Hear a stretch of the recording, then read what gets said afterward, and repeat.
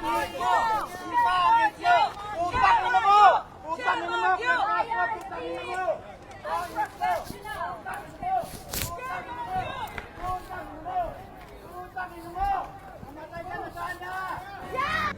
mong sabihan yung president natin, bakit patuloy na imbestigahan ang flood control? Ang flood control, ibalik ang pera. Mahiya sa pera ng bayan. Ayan, si Pedro Castro. Bring back the money to the coffers of Filipino. Your face is ugly than what you are. Humingi ng tulong sa Vancouver Police si Palace Press Officer Attorney Claire Castro matapos siyang sundan at sigawan ng ilang Pilipinong nagprotesta habang nasa official coverage ng pagbisita ni Pangulong Ferdinand Marcos Jr. sa Canada. Ayon kay Castro, nakaramdam siya ng pangamba dahil dalawa lamang sila ng kanyang kasamahan at hindi niya alam kung maaaring mauwi sa pananakit ang sitwasyon. Sinabi rin niyang tinawag siyang pangit at sinungaling, ngunit iginiit na dapat may hangganan ang freedom of expression. Samantala, sinabi ng mga nagprotesta na mapayapa ang kanilang pagkilos. Batay sa mga kumalat na video, wala namang naitalang pisikal na komprontasyon habang nakabantay ang Vancouver Police. Ano ho yung nangyari kanina na sa ngayon nagva-viral itong video ninyo dito sa Vancouver? Actually, gumagawa sana kami ng reels para dito sa event na kung saan bumisita ang ating Pangulo sa Canada. So gumagawa kami ng reels, tapos may lumapit sa amin na Pilipino. So ngumiti ako, tinanong niya ako si Yussi Claire, sabi ko, yes. At doon, sinasabi niya na, sumigaw na siya, you ask your president to resign. So kinuyog na kami. Samantalang, kung tutuusin, kami nagtatrabaho. Hindi kami nagbabakasyon dito. We're just doing our job. Pero nahinto yun. Hindi na kami nakapagtapos ng aming pag-shoot ng reels dahil nga may mga Pilipino ganito yung ugali. Pero hindi ko alam kung saan sila grupo, pero yung naratibo nila, yung tipong BBM resign. Yung naratibo nila ay maleta. Yung naratibo nila magnanakaw. So, at sinabihan ako na pangit. Sabi at sinungaling. So, nung sinabi nilang pangit daw ako, feeling ko sila yung sinungaling. So, may mga ganyan tao. May freedom of expression tayo, pero hindi naman kailangan maging bastos. Pilipino kayo, hindi naman ganyan ang ugali ng mga Pilipino eh. How did you feel about that, Yusek? Did you feel threatened at any point? At that time, dalawa lang kasi kami ni Director Robert Sol. Kasi nga siya yung kumukuha sa akin. Siya yung kumbaga sa kanya yung hawak yung camera. So, threatened. Siguro in a way, kasi dalawa lang kami. Hindi ko alam kung mananakit sila or what. Kasi parang, siguro yung grupo naman nila, parang kung sino man yung iniidolo nila, parang sanay sa bayolente. Yung pagiging bayolente. So, syempre hindi namin alam. Buti na lang, thank God, na pagtawid kasi namin, hindi namin alam na may mga police officers. So, pagtawid namin, so, kinausap na namin sila kasi sumusunod sila eh. Diba? So, pero, I mean, kung ganyan talaga ang magiging ugali ng Pilipino, hindi kayo uunlad. So, kawawa pa rin kayo. Balik ang pera. Binibili nyo na lahat ng mga congressman, mga senador. Hi, Ma'am Claire. Ma'am Claire, kumusta? Pwede mong sabihan yung president natin, bakit patuloy na imbestigahan ang flood control? Ang flood control, ibalik ang pera. Binibili nyo na lahat ng mga congressman, mga senador, at ang mga justice system. Mahiya naman kayo. Mahiya sa pera ng bayan. Ayan, si Pedro Castro. Bring back the money to the coffers of Filipino. Your face is ugly than what you are. Because you're a liar. Ma'am, You're a traitor. singganama. You are a thief. Ilangan ako, singganama kagwapa sa inyo. Pero tangi ang kwartas ang Pilipino, ibalik nyo. Taluoy ang mga Pilipino. Pinaubos na ninyo ang kwarta sa flood control. Please. Please. Please. Bring the money to the Filipino people. We have a big Nagpatulong ng flood polis, si Pedro control Castro. projects Nagpatulong ng I see the spokesperson. She's a liar.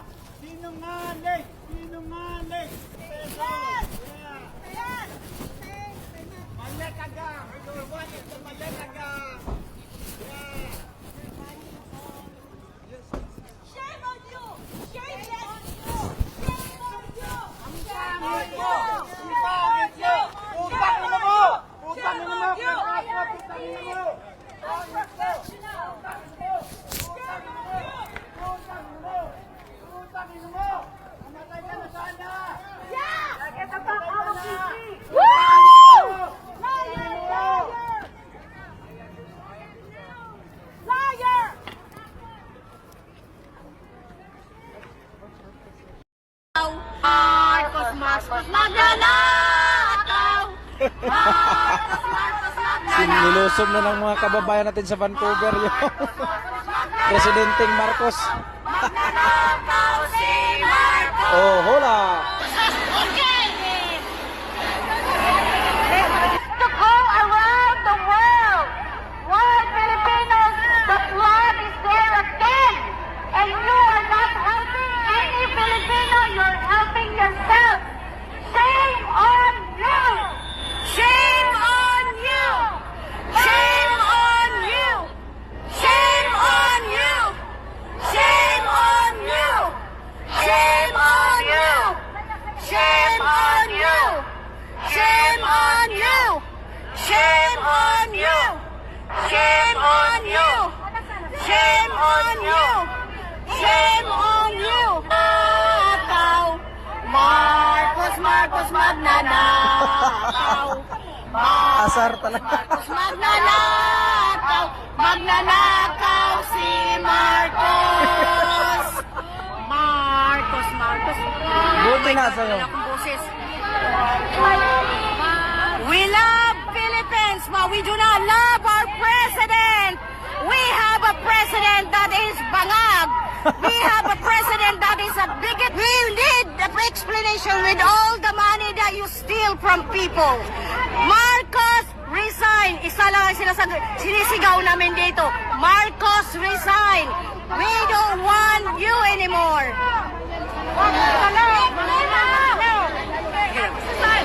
Okay. Take them out! Marcos, resign! Marcos, resign!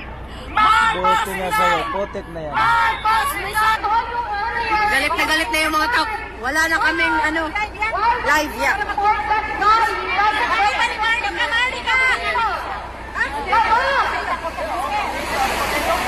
Marika! Ay, ito ang bangag! Ito si bangag! Marika, ito na yung mga tauhan mo dito.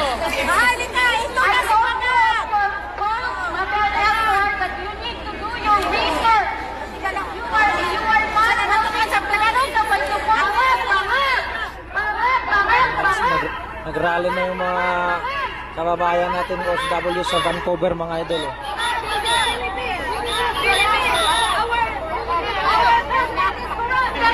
Nilusob si BBM doon sa tirahan na yata ito.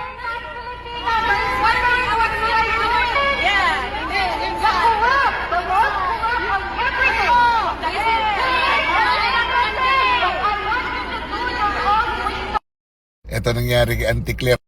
Wala kang protection. Shame on you, Claire, anti-Claire. Ano? Shame on you, anti-Claire, Magtataray ka dyan anti-Claire. ngayon. Oh, awayin mo yung mga yan. Tingnan natin. What a crybaby! Cry baby ka tuloy. Iyakin si Auntie Claire. Oh. Pag totoo ng mga tao ang kaharap mo, ayan na. Ha? Hindi mo pala kaya. Oh. Kapal ng mukha mo eh. Oh, ngayon. Oh. Kapal ng mukha! Oh, di ba? Diba, ngayon hindi mo kayang harapin yung mga Pilipino sa ibang bansa dito. Siga ka sa Pilipinas dahil andito yung mga pulis. Oh, doon sa ibang bansa na patas-patas kayo, tingnan mo. Mahiya ka, no? O asan na yung mga loyalista ninyo? O asan na sila? Para ipagtanggol ka. Akala mo kasi. Harassing, look what you did in the Philippines. Oh, di ba? No, we are not violent. We're done with you. Ayan. Ang lutong na na. Oh, ang lutong. Oh, ang lutong. Oh. Ayun. O nawala yung angas niya, nawala yung tapang niya. O ayan, naging iyakin, nagsumbong sa mga pulis. O, hindi naman yung mga pulis doon katulad ng mga pulis natin dito. Doon, ipagtatanggol din nila yung karapatan ng mga taong magsalita. Nasanay ka kasi, Claire Castro, na ipagtatanggol ka kahit mali ka. O ngayon, nakatikim ka. Asan yung mga loyalista nyo na sinasabing ipagtatanggol kayo? O bakit wala doon? Ha? Akala ko ba marami kayo? Akala ko ba sirang-sira na ang mga Duterte? Akala ko ba panalo na kayo? Oh, nangyari. Sayang ang bayot.